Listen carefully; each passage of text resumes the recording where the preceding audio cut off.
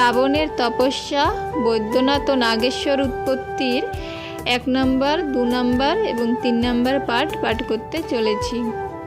তোমরা সকলে অবশ্যই চেষ্টা করবে বৃহৎ শিব মহাপুরাণের এত সুন্দর মধুর বাণী শ্রবণ করার।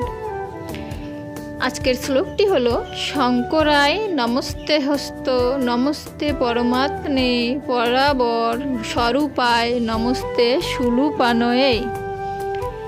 শ্লোকটির অনুবাদ হলো নৈমিষ কাননবাসী যত ঋষিগণ সুত মুখে পুণ্যকথা করেন শ্রবণ।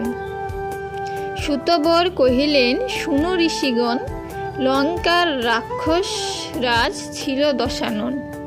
দেবদেব শঙ্করের তপস্যা করিতে একদা রাবণ গেল কৈলাসগিরিতে। বহুকাল ধরে কইল তপের সাধন, তথাপি শিবের নাহি হইল আগমন।